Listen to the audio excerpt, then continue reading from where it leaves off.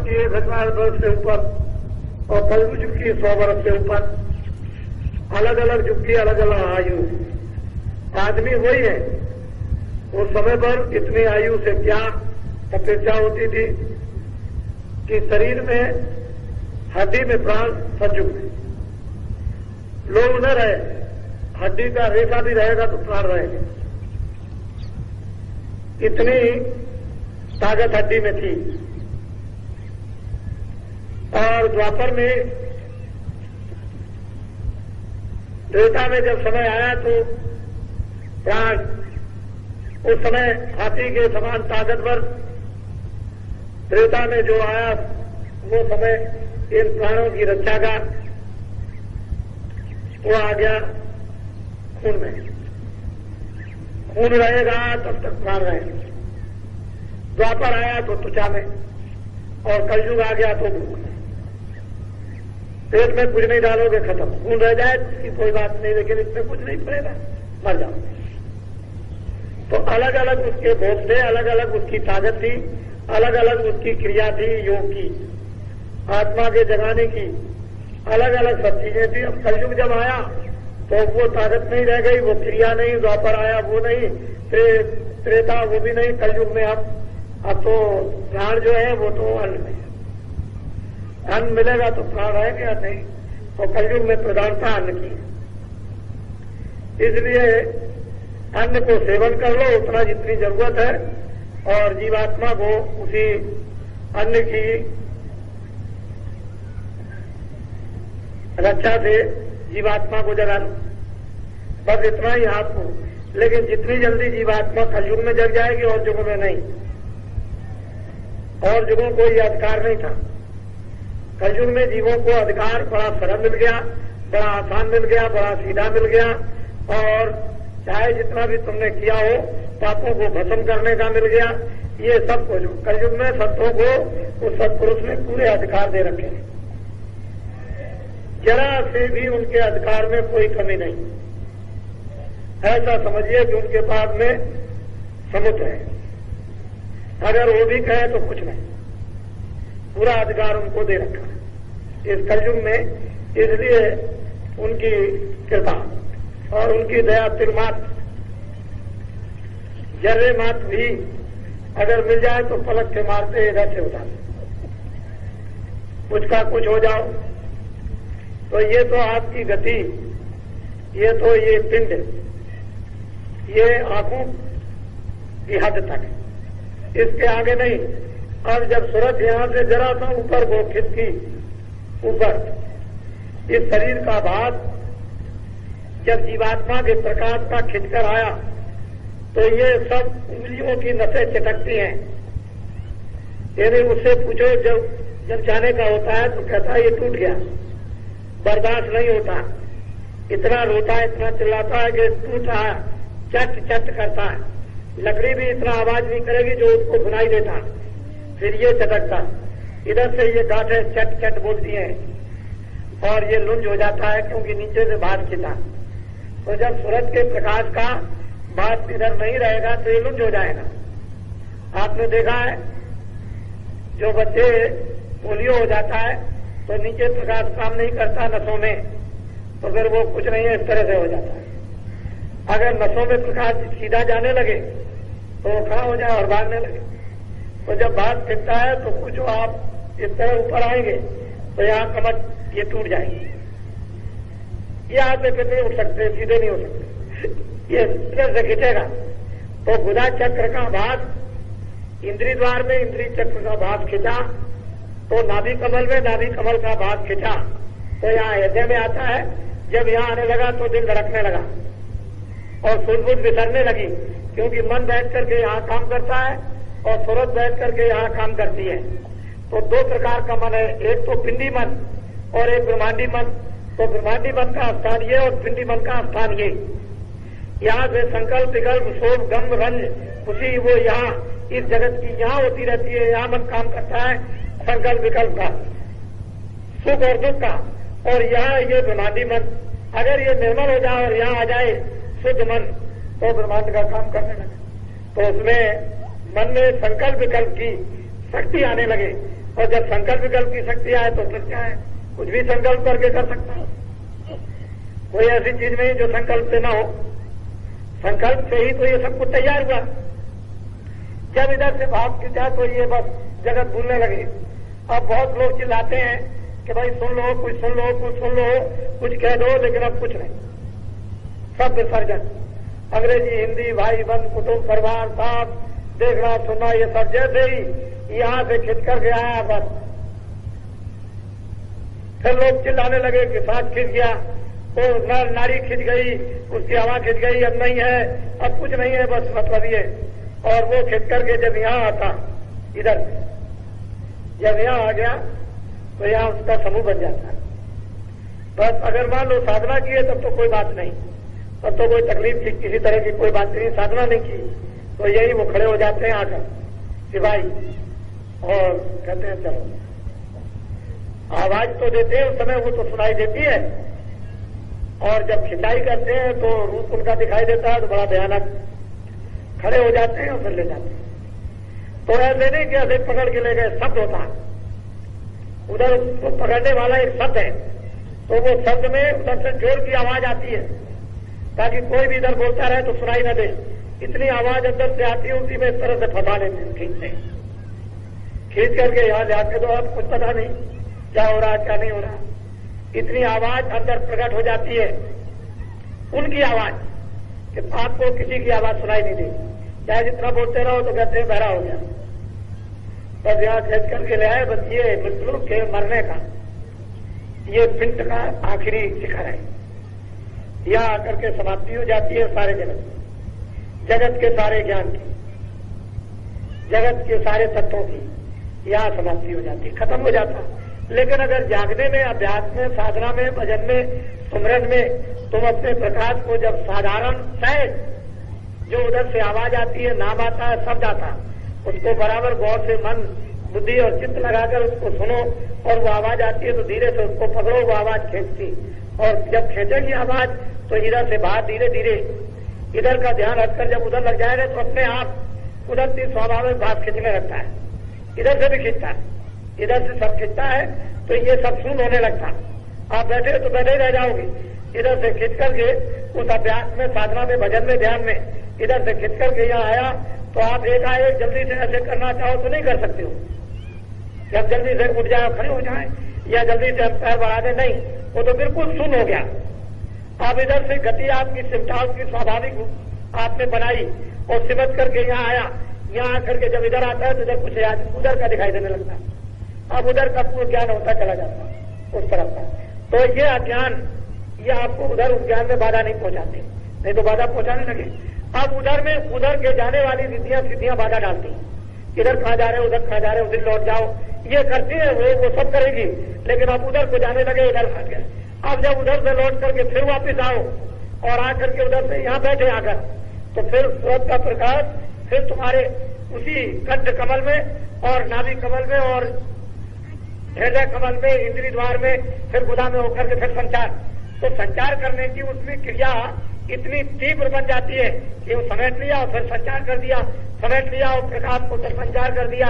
तो सूरज के प्रकाश से ही ये मुर्दा हो जाता है और सूरज के प्रकाश से ये चेतन हो जाता है। जब प्रकाश सिमट गया तो मुर्दा, और जब प्रकाश फैल गया तो चेतन हो गया। तो जीवित मृतक हो रहो। भजन ऐसा करो, सूरज को शब्द के साथ ऐसा जोड़ो कि जीवित मृतक हो रहो। ये साधकों, प्रेमियों, कि तुम पकड़कर ऊपर की तरफ ऐसे चढ़ जाओ कि तुम्हारा सारा भाग ये सूरज का शरीर में फैला हुआ सिमट कर ऊपर आ जाए और जीवित मृतक हो जाओ। तजो खलक की आंख, फिर कोई खलक की आंख नहीं रहती। तो ये तो कुछ है ही नहीं, ये तो कूड़ा है, कचरा है, बदबूदार है। फिर तजो समरस रक्षक सत मत पावे दुखदार। फिर दुख का क्या काम? वो तो जितना दुख है वो यहाँ तक है, और जब यहाँ से ऊपर निकल गए तो दुख का क्या काम हुआ? वहां न पाप न पुण्य, उधर ये जाते नहीं है। उधर ये कुछ भी नहीं, न कोई दफ्तर है, न कोई कपड़ा, ना आप पेशाब करोगे, न टट्टी करोगे, न स्नान करोगे। ये कोई रगड़ा झगड़ा नहीं है किसी तरह का भी। ये पिंड का, इस क्रिया का 5 तत्वों की कोई झगड़ा नहीं। अब इन आंखों के ऊपर में लिंग क्रिया 17 तत्वों की प्राप्त हो जाती है। 10 इंद्रियां, चतुसंताकरण, मन बुद्धि चित्त अहंकार और 3 गुण रजोगुण तमोगुण सतोगुण। अब इस अंड रचना में वो शरीर, वो आवरण है, लेकिन ये स्थूल था, वो इससे और बारीक हो गया। और वो आवरण 17 तत्वों का, वो भी एक कपड़ा है, उसमें भी सूरज जो है वो बंद है। उस कपड़े की, उस लिंग शरीर की एक हदबंदी है कि इतनी दूर तक इतने लोगों में ये लिंग शरीर घूमेगा। जहां तक उसने लिंग लोक के शरीर बना रखे हैं, जहां आकाश बनाया वहां तक पूरा विचरण कीजिए, जाइए और आइए, जाइए और आइए, वहां देखिए। और उसमें एक लोक में कितने कितने लोग यहाँ बना रखे, 14 भवन और 14 तबक। तो वहां तक आप बराबर रहे और उसमें वो आनंद नहीं लेते रहे, वहां दुख का कोई काम नहीं है। तो 10 इंद्रिया, चतुसंताकरण, मन बुद्धि चित्त अहंकार, रजोगुण तमोगुण सतोगुण, ये 17 तत्वों का एक लिंग शरीर, 5 तत्वों का एक पिंड शरीर। और इसके ऊपर में जब आप ऊपर चलेंगे सहज जल कमल की तरफ, तो वहां 9 तत्वों का शरीर है। आद्या महाशक्ति के दर्शन करने के बाद ये शुरू हो जाता है। वो आद्या महाशक्ति है जो निरंजन भगवान की आगामी है, और उसके ऊपर में वो 9 तत्वों का शरीर, उसको कहते हैं ब्रह्मांड। ब्रह्मांड लोग, अंड और पिंड और ब्रह्मांड, वहां पर मन बुद्धि और चित्त, शब्द स्पर्श रूप रसगंध, मन बुद्धि चित्त और अहंकार, ये 9 तत्वों का शरीर। मन बुद्धि और चित्त और अहंकार और शब्द स्पर्श रूप रसगंध, ये 5 तत्वों का शरीर। इस स्थूल शरीर में फल, दूध, घी, अनाज का आहार, लिंग शरीर में 17 तत्वों के उस लोक में सुगंधी का, सुगंधी बरसती है। ऊपर से वर्षा होती है, फूल देवता जैसे हवाई जहाज पर चढ़ते हो, ये तो कुछ नहीं, उस पर बैठ करके चले जा रहे हैं। आसमान से इतना फूल गिराते हैं जैसे कि सारे देश में एक बार की वर्षा कर दी, संपूर्ण देश में। और वहां उन फूलों में से पिचकारियां निकलती है सुगंधी की, सुगंधी। इस तरह से सूरज उस सुगंधी को लेती है, वो भोजन नहीं कर सकती है, दूध की सुगंधी। 17 तत्वों के शरीर में सुगंधी के आहार से जीवित रहते हैं सब। वहां सुगंधी वहां मिलना बंद हो जाए तो क्षणों में वहां कोई नहीं रह सकता। यहां भोजन बंद हो जाए तो आप नहीं रह सकते। इसके 9 तत्वों के शरीर में जब सहजल कमल में पहुंच जाएंगे और निरंजन भगवान का साक्षात, निरंजन भगवान के बीच में गुरु विराजमान है, क्योंकि वहां गुरु नहीं रहेंगे तो जाने नहीं देंगे। वहां गुरु मौजूद है, वो रास्ता ऐसे किसी को देते नहीं है। और उन्होंने अपना मुखारबिंद बंद कर रखा। जब गुरु इधर से ले जाते हैं और कहते हैं दरवाजा खोल दीजिए, तो दरवाजा खोलते हैं वो। तो जब अंदर जाते हैं तो गोस्वामी जी महाराज कहते हैं मोह विलोक राम मुस्काई, बेसत तुरंत गयो मुखवाई। उधर बाज अंडज राया देखूं कहे ब्रह्मांड में खाया। उधर बहुत बहुत प्रकार के ब्रह्मांड दिखाई देते हैं। तो 9 तत्वों के शरीर में जो जीवात्मा बंद है, उसका एकमात्र आहार नूर, नूर कहते हैं प्रकाश। अब सुगंधी नहीं, सुगंधी से वो जीवित नहीं रहेगी, 9 तत्वों के शरीर में प्रकाश से जीवित रहेगी। ये भी छूट गया, स्थूल भोजन आदि भी छूट गए और सुगंधी भी छूट गई। अब उसके लिए सहजल कमल में नूर चाहिए, प्रकाश, रोशनी, लाइट। अगर वो नहीं मिलेगी तो जीवित नहीं रह सकती। जब इसके ऊपर में और जब चलती है और वहां जब माया मिलती है और माया का जब दर्शन होता है और उसको पार करती है सूरज, तो वो केवल 5 तत्वों का शरीर है। अब वहां पर मन नहीं है, बुद्धि नहीं है, चित्त नहीं है, अहंकार नहीं, रजोगुण नहीं, तमोगुण नहीं, सतोगुण नहीं। वहां पर काम क्रोध इत्यादि ये नहीं, और 10 इंद्रियां नहीं, और वहां पर जल पृथ्वी अग्नि वायु आकाश नहीं, क्या शब्द स्पर्श रूप रस, बस ये इस शरीर में जीवात्मा बनते हैं। अब ये भी भोजन गया, सुगंधी का भी गया, नूर का भी गया। अब 5 तत्वों के शरीर में जो सूरज जीवित रहेगी, उन ब्रह्मांडों में वो एकमात्र शब्द है। अगर शब्द नहीं मिलेगा, आवाज नहीं मिलेगी, साउंड नहीं मिलेगी, तो जीवित नहीं रह सकती। ये उसका जीने का भोजन है, उसको शब्द मिलना चाहिए। और वहां पर शब्द क्या हो रहा है, ये सब कुछ रचना तो शब्द ही की है, दूसरी जगह शब्द की तो कोई रचना हो ही नहीं सकती है। अब वहां पर जब माया के परे चले गए और त्रिकुटी में ब्रह्म का जब साक्षात्कार हुआ, तो सूरज उस खोल को भी उतार देती है। वो देखती है कि यही बैठ करके ये कपड़ा पहनाया गया था, शब्द स्पर्श रूप रसगंध का, इस कपड़े को इसमें बंद किया गया था, फिर नीचे 9 तत्वों के कपड़ों में बंद किया, उसके नीचे उतार दिया 17 तत्वों के कपड़ों में बंद किया, उसके नीचे उतार दिया स्थूल 5 तत्वों के कपड़ों में बंद कर दिया। अब जब उस कपड़े को उतार देती है तो बिल्कुल खड़ी हो जाती है। उस समय पर इस जीवात्मा का जो दोनों आंखों के पीछे बैठी है, जौहर का खेल, उसकी शक्ति का खेल, उसके विस्तार का खेल, उसकी ताकत का खेल खुल्लम खुल्ला तो जब दिखाई देता है। और जब उस पर चली गई तो गुणातीत हो गई। जब गुणातीत हो गई तो अब किसी भी गुणों में नहीं आ सकती। वहां से त्रिकुटी से बीज कारण हूं, ये गुणों का उत्पन्न हुआ था, गुणातीत हो गई। और अब वो सज धज कर जो इसका स्वागत होता है वो अद्वितीय है। वो तो आप हीरे लगा दो, आप रोशनी कर दो, कुछ नहीं, दिल भर भी, चर्रे भर भी यहाँ कुछ नहीं है जो इसका स्वागत होता है। किस तरह से सजाई जाती है यहां से जाने वाली ये सूरज जीवात्मा जो दोनों आंखों के पीछे बैठी है, उसके लिए किताबें बंद है, किताबों में कोई लिख नहीं सकता। इस तरह से सजाकर जब ले जाई जाती है तो ये क्या है, तो एक मच्छर का देश है। सारा संसार ये मच्छर जैसा मालूम होता है, मच्छर। अगर उससे भी छोटा कहा जाए तो वहां दुनिया क्या गुजरेगा, आप किस तरह से कहां से आए हो। और सजा धजा करके जब ले जाई जाती है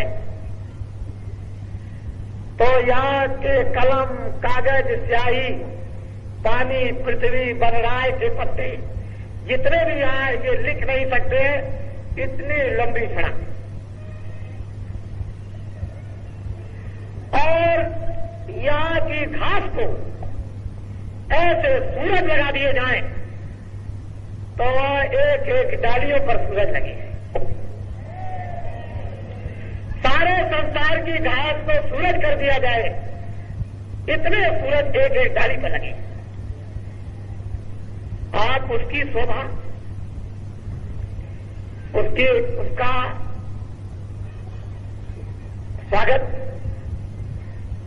उसके सजाने के समारोह और पार ब्रह्मांड में कोहराम मचता है। किस तरह का कोहराम, मोटा अटारी चमकते हुए मालूम होते हैं कि खरबों मीलों के लंबे, उस पर खड़े होकर के जो देखते हैं और वहां जो वर्षा करते हैं वो कोई पुष्पों की वर्षा नहीं, सूरज गिराते हैं। सूरज गिरते इस तरह से ऐसा स्वागत होता है। अरे तुम कहां पड़े हुए, तुमको क्या मालूम है कि बाबा जी क्या देने के लिए? तुमको तो बस यही दुनियादारी, बस दुनियादारी तुमको हमेशा नजर आई और कुछ नहीं तुमको कुछ मिला। हम तो कुछ और तरह से तुम्हें देखा, भूखे फुसला फुसलू कर किसी तरह से बड़ी मुश्किल से ला सके, और अभी वही समझते रहे। तो आप अभी सत्संग को जानते नहीं है, आपने कभी ये बातें सुनी नहीं है, सुनने का कभी आपको आभास भी नहीं हुआ था। ऐसी किस्मत और तकदीर में लोगों के आए नहीं था। लेकिन ये तो पूर्व महात्माओं के संस्कार, उनकी दया के डाले हुए बीज बोया हुआ वो काम कर रहा है, उसने ये काम किया है। ये वो मैदान है जहां प्रकृति अपना जलवा दिखा रही है और इस सृष्टि के भार को उतारने के लिए जब महायोगेश्वरों को आना पड़ता है तो गुणातीत के ऊपर प्रकृति लोक है, ऊपर में पुरुष है और नीचे प्रकृति। उस प्रकृति लोक से जो आत्माएं आती है वो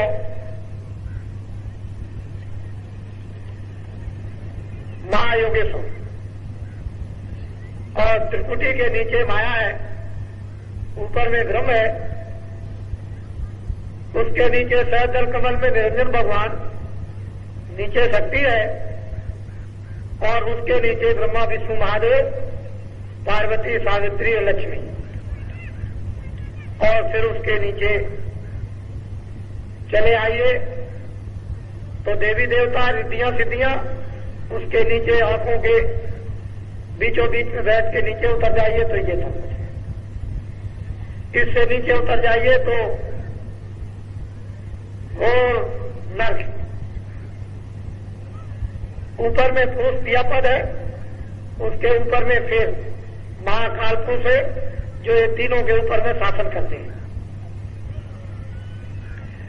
और महाकाल पुरुष के ऊपर में दयाल पुरुष है जिसको सतपुरुष कहते हैं, जिनका नाम सतना। वो सतलोक में ही रहते हैं, न वो कभी यहां आते हैं न कभी आएंगे, जैसे पहले थे अभी हैं और भविष्य में भी वही रहेंगे, और तुम्हारे सबके वही सच्चे पिता हैं।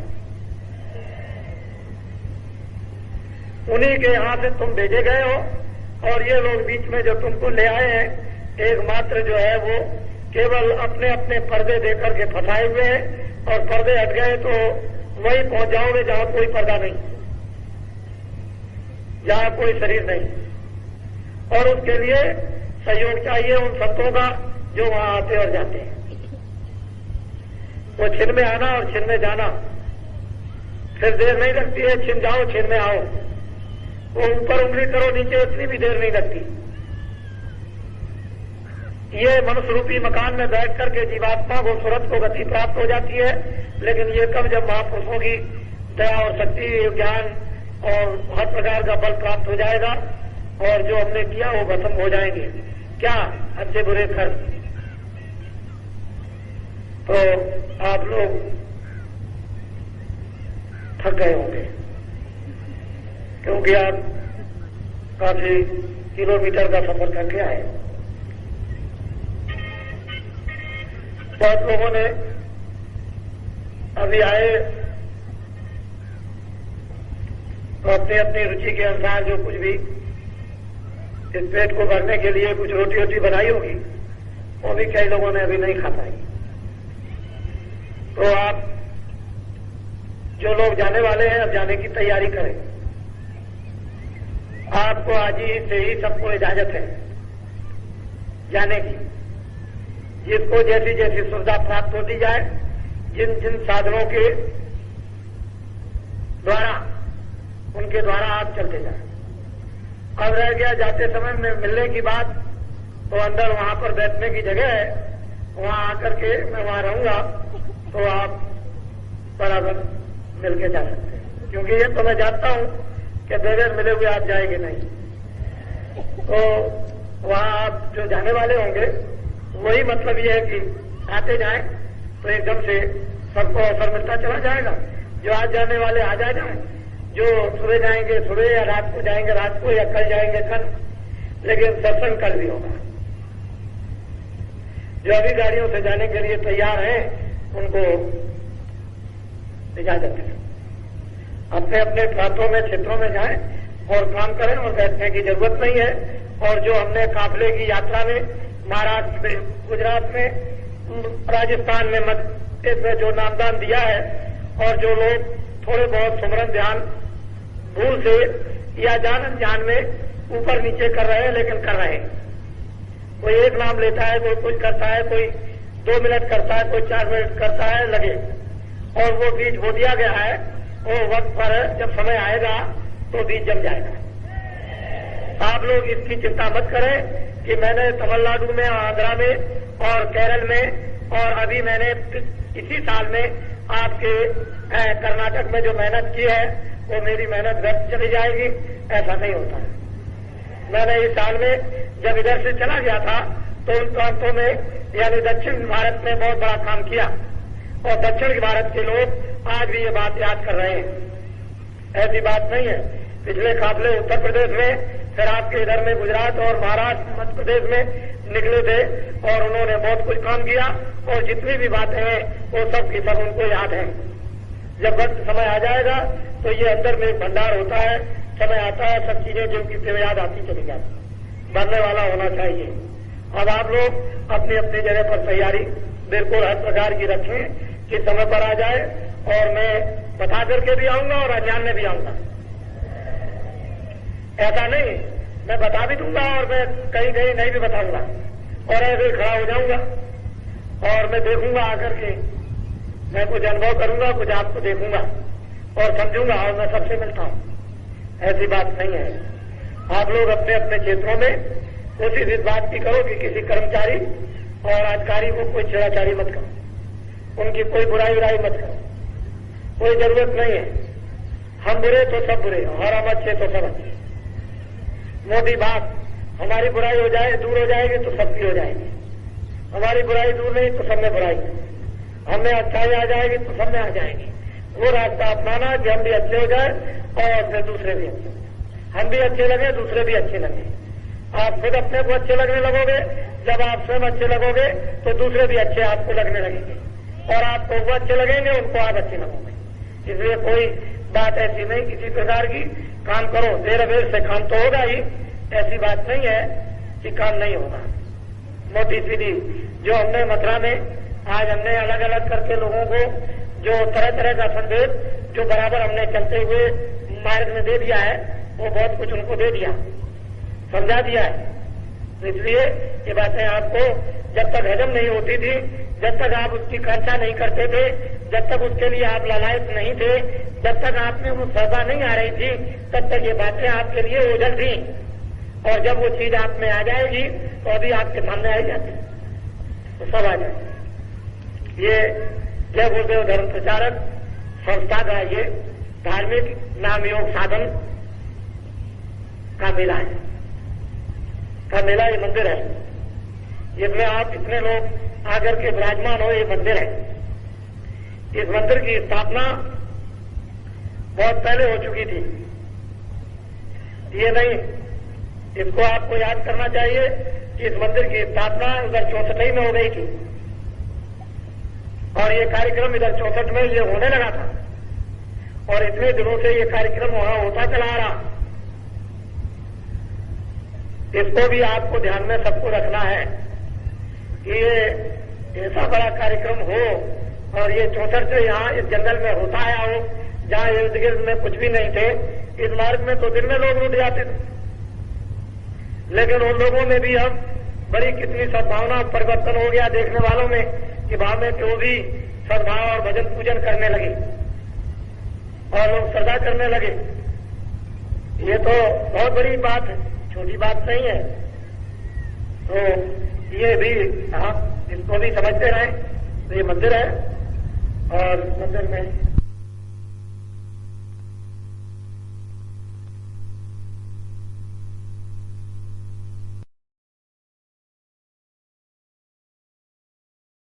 गुरुदेव नाम किसका